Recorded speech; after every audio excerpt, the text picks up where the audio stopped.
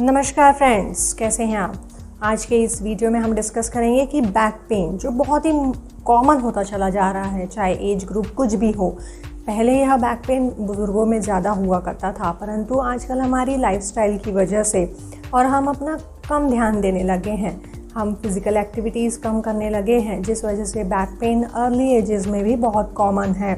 तो आज के इस वीडियो में हम यही डिस्कस करेंगे कि बैक पेन के क्या क्या कॉजेज़ होते हैं, बैक पेन में हमें क्या क्या प्रिकॉशन रखना है और बैक पेन में हम कौन सी एक्सरसाइजेस कर सकते हैं जिससे हम आगे आने वाली परेशानी को पहले ही कम कर सकें। तो क्या आप रेडी हैं? चलिए इस वीडियो की शुरुआत करते हैं।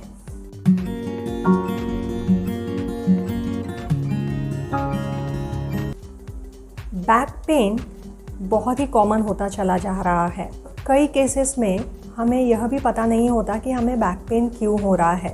अगर हम उससे रिलेटेड कुछ इन्वेस्टिगेशंस भी कराते हैं तो कभी कभी उन इन्वेस्टिगेशंस में भी कुछ भी फाइंडिंग्स हमें नहीं मिलती।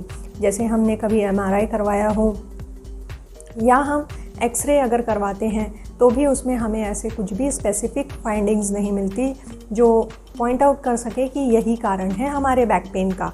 तो ऐसे जो बैक पेन होते हैं वे नॉन स्पेसिफिक होते हैं, तो इसे नॉन स्पेसिफिक बैक पेन कहते हैं। बैक जो रीजन है यह हमारे बॉडी का लंबोसैक्रल एरिया कहलाता है। अगर हम मेडिकल पॉइंट ऑफ व्यू से कहें तो इसे लंबोसैक्रल रीजन कहते हैं।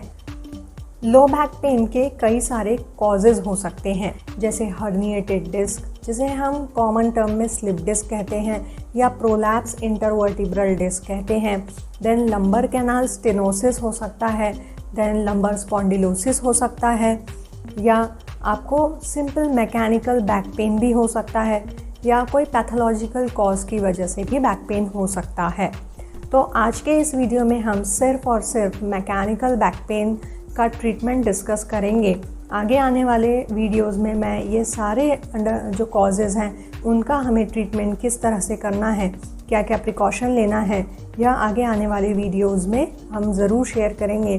तो please subscribe my channel expert health motion and press the bell icon for more health related updates.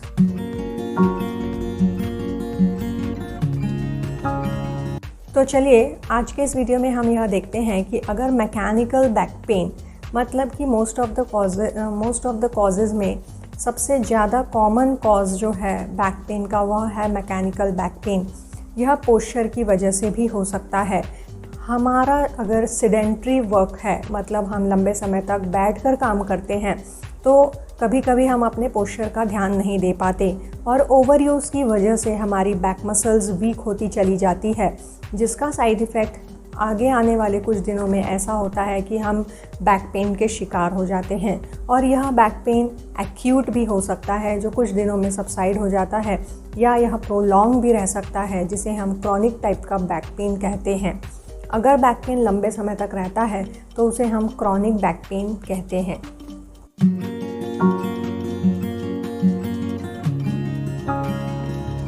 Mechanical back pain में सबसे पहले आपको अपने पोस्चर पर ध्यान देना है। जो कमर का जो लंबर रीजन होता है, जिसे हम लंबर लॉर्डोसिस कहते हैं, उस लॉर्डोसिस को आपको सपोर्ट दे करके ही आपका सिटिंग पोस्चर होना चाहिए। देन आपका जो अपर बैक है वह भी स्ट्रेट होना चाहिए, अदरवाइज़ काउंटर प्रेशर की वजह से आपके लंबर रीजन में प्रेशर आ सकता है। आपको आपके बायोमैकेनिक्स पर भी ध्यान देना है। जैसे आप कुछ सामान झुककर उठाते हैं तो आप कोशिश कीजिए कि आप घुटने से बेंड होइए, ना कि आप अपनी बैक को बेंड कीजिए। देन जब आप उठते हैं, जब आप सोकर उठते हैं, तब आपको हमेशा एक करवट पर होकर के ही हाथों का सपोर्ट लेकर के उठना चाहिए। तो ये सारे कुछ प्रिकॉशंस थे जिससे आप बैक पेन को बढ़ने से रोक सकते हैं। अब आप यह जान लीजिए कि बैक पेन को हम कम कैसे करेंगे। तो आइए मैं आपके साथ कुछ डिस्कस कर रही हूँ, कुछ most effective and most easiest way of exercises जिससे आप अपने बैक पेन को काफ़ी हद तक कम करने में मदद कर सकते हैं। तो चलिए देखते हैं।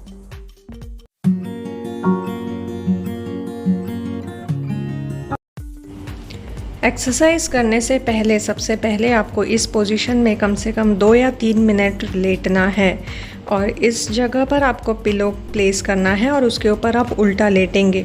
इस पोजीशन को कम से कम आप 2 से 3 मिनट तक बनाए रखें। ऐसा दिन में 2 बार एम्प्टी स्टमक आपको करना है। इससे बैक मसल रिलैक्स होने में काफ़ी मदद मिलती है।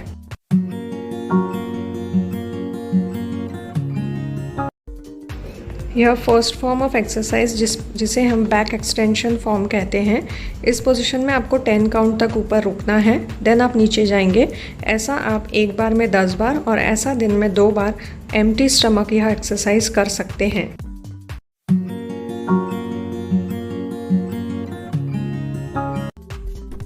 दूसरी एक्सरसाइज में आपको एक बार में एक पैर को ऊपर उठाना है और इस पोजीशन को 10 काउंट तक ऊपर होल्ड करना है। आपको पैर बहुत ऊपर नहीं उठाना है, मिड पोजीशन में 10 काउंट तक रोकेंगे, फिर पैर को आप नीचे कर सकते हैं। उसी तरह आपको दूसरे पैर को भी ऊपर उठाना है। इसी पोजीशन को आपको 10 काउंट तक रोकना है। 1 2 3 4 5 6 7 8 9 10। यह एक्सरसाइज भी आप दिन में 2 बार एम्प्टी स्टमक कर सकते हैं।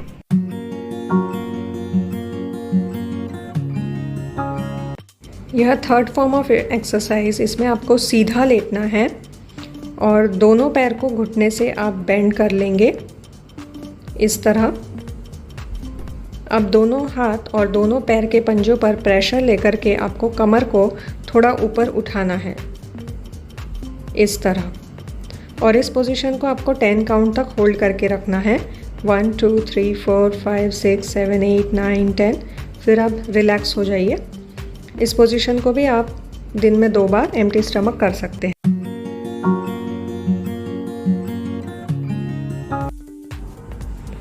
यह फोर्थ फॉर्म ऑफ एक्सरसाइज जिसमें आपका घुटना नी से बेंड रहेगा और दोनों हाथ कमर के नीचे रख करके आप रिलैक्स लेटेंगे और इसमें आपको पेट अंदर की तरफ खींचना है और इस पोजीशन को 10 काउंट तक होल्ड करना है। 1 2 3 4 5 6 7 8 9 10। Then relax. शुरू में आपकी ब्रीदिंग रुकेगी, परंतु आपको प्रैक्टिस ऐसे करना है कि आप एक्सरसाइज करते रहेंगे और आपका ब्रीदिंग नॉर्मल चलता रहे। यह भी एक्सरसाइज आप दिन में 2 बार एम्प्टी स्टमक कर सकते हैं।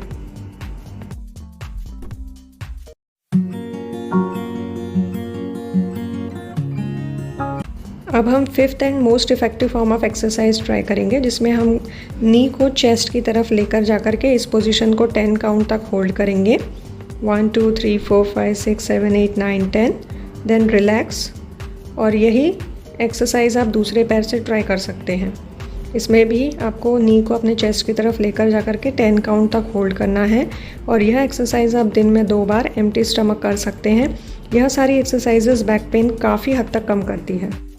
तो फ्रेंड्स, देखा कितनी सिंपल एक्सरसाइजेज और कितने बायोमैकेनिकल एस्पेक्ट्स का हम ध्यान रख करके बैक पेन को बढ़ने से रोक सकते हैं।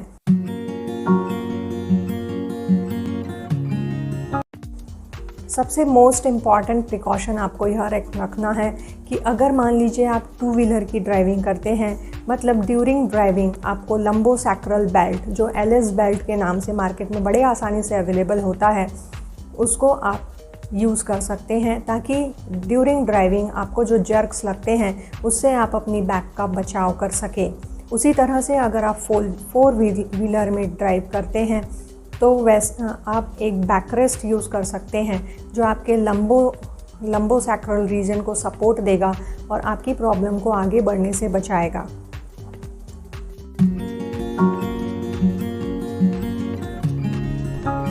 बैक पेन को बढ़ने से रोकने के लिए कुछ हमें इम्पॉर्टेंट विटामिन्स एंड मिनरल्स का भी उपयोग करना चाहिए, जैसे कि हमें zinc, magnesium, phosphorus, then calcium and vitamin D3 plus इसके साथ बहुत ही मोस्ट इम्पॉर्टेंट विटामिन है वह है विटामिन B12। तो इन सब विटामिन्स की डेफिशिएंसी भी ना हो, इससे रिलेटेड आप अपने डॉक्टर्स से डिस्कस कर सकते हैं, परामर्श ले सकते हैं और उसे प्रिवेंटिव एस्पेक्ट पर ही मेडिसिन लेकर के इन विटामिन्स की डेफिशिएंसी को बढ़ने से रोक सकते हैं। तो फ्रेंड्स, यह जानकारी जिसे भी ज़रूरत है, जो भी बैक पेन से परेशान हैं, उन्हें शेयर कीजिए। आगे आने वाली वीडियोस में मैं और भी बैक पेन के कॉजेज़ पर का ट्रीटमेंट प्लान डिस्कस करूँगी। तो आगे आने वाले वीडियोस तक बने रहिए। Please subscribe my channel expert health motion and press the bell icon for more health related updates. Thanks for watching.